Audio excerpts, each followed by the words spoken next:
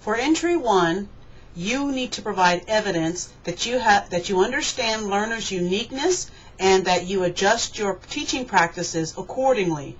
You should provide 2 artifacts, one showing how you make learning in the cognitive domain accessible to diverse students, and the other showing how you develop the affective aspects of the learner. Submit a written commentary focused particularly on an analysis of your artifacts and how they show your commitment to students and their learning. So to recap, you will have 2 artifacts. One where you show your ability to make learning available in the cognitive domain.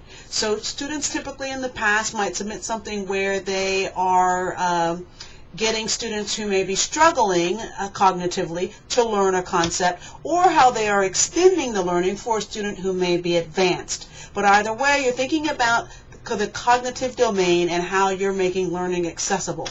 And the second artifact has to deal with the affective domain. So your artifacts will be how are you impacting students in the affective domain, how they feel about themselves, how they feel about others, things such as character education, new students being welcomed to the class, classroom management systems are the kinds of things that students in the past have submitted for entry number 1.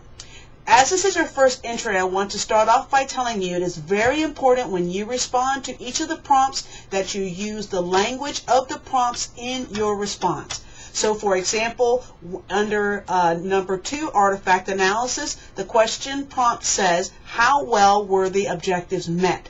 Your response should begin with the objectives were met to whatever degree well you thought they were met. And then you would then supply evidence from your artifact and from the teaching episode that support the statement that the objectives were very well met, somewhat well met, not very well met, however you deem the objectives to be met.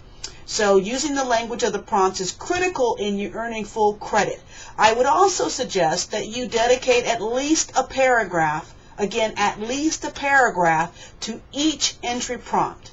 This is so vitally important that as you evaluate or give feedback to your peers on their entries, you need to directly speak to, have they used the language of the prompts in their responses? Have they dedicated a paragraph to? And are there supporting statements to justify the claims and that you're making as a teacher? So this information that I just provided to you is also in the handbook, so please read the entry directions carefully, and they begin on page 30 of the portfolio handbook.